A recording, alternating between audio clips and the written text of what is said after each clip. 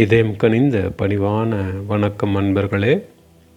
பகவத்கீதையை சிம்பிளாக புரிஞ்சுக்க குரு அருளும் இறையருளும் வேண்டி தோங்குவோம்.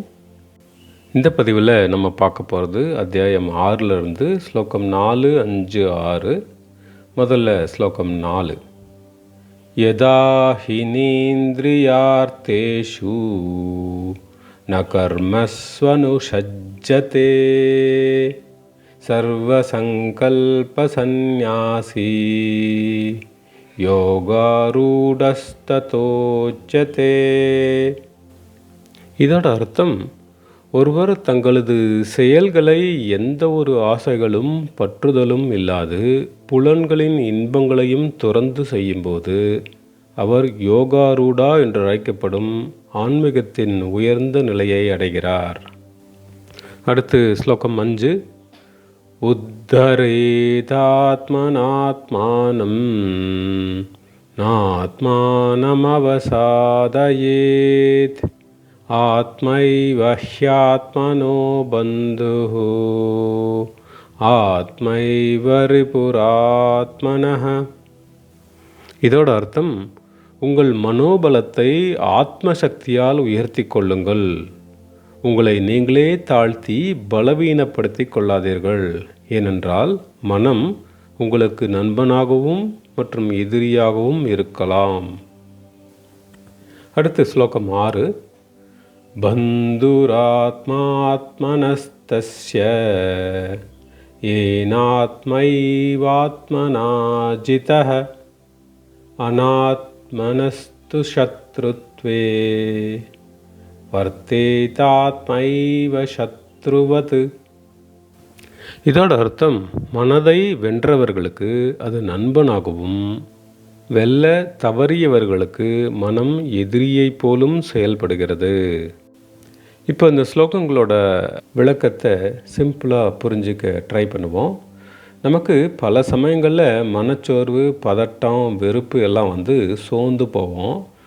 ஒரு உற்சாகமாக, சந்தோஷமாக, மன அமைதி கிடைக்குமான்னு ஏங்குவோம். இது எல்லாத்துக்கும் நம்ம மனசு தாங்க காரணம். நாம் நம்ம மனசை ஹாப்பியாக வச்சுக்கிட்டா நம்ம சந்தோஷமாக இருப்போம். நம்ம மனசில் எதை பற்றியாவது யோசித்து குழப்பிக்கிட்டோன்னா லோவாக ஃபீல் பண்ணி சோகமாக இருப்போம். நமக்கு எப்போவும் தாழ்வு மனப்பான்மையை, இன்ஃபீரியாரிட்டி காம்ப்ளெக்ஸ் வரக்கூடாது. இன்ஃபீரியாரிட்டி காம்ப்ளெக்ஸ் வந்துருச்சுன்னா நாம் ஒரு டிப்ரெஸ்டு ஸ்டேட்டுக்கு போயிடுவோம். இதிலிருந்து மீண்டு வர்றது ரொம்பவே கஷ்டம் ஆகிடும்.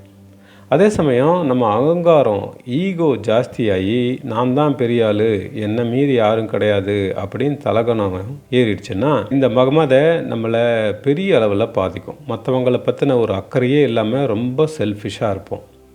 அதனால தான் பகவான் இந்த 5வது ஸ்லோகத்தில் என்ன சொல்கிறாருன்னா, ஒருவர் தன்னைத்தானே உயர்ந்த ஞான நிலைக்கு உயர்த்தி கொள்ள வேண்டும்.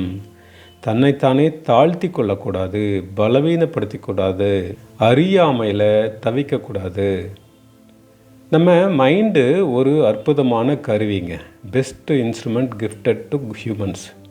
அது பூனை போல் இருக்கிற நம்மளை புலி மாதிரி காட்டவும் செய்யும். அதே சமயத்தில் பயம் வந்தால் நமக்கு பூச்சாண்டி காட்டி நம்மளை பலவீனமாகவும் ஆக்கும். நம்ம மைண்டை நம்ம எதுக்கிட்ட அசோசியேட் பண்ணுறோமோ அதுக்கு தக்க மாதிரி நம்ம நடப்போம். அதனால தான் மைண்டு நமக்கு ஒரு நல்ல நண்பனாகவும் ஒரு மோசமான எதிரியாகவும் இருக்க வாய்ப்பு இருக்குது அப்படிங்கிறார் பகவான். அதாவது பல நேரங்களில் நமக்கு யாராவது உதவி செஞ்சு கை தூக்கி விட மாட்டாங்களா அப்படின்னு ஏங்கி கிடப்போம். வெளியிலேருந்து வரும் உதவி எதுவுமே நம்மளை அடிமையாவோ சோம்பேறியாவோ ஆக்கிரும்.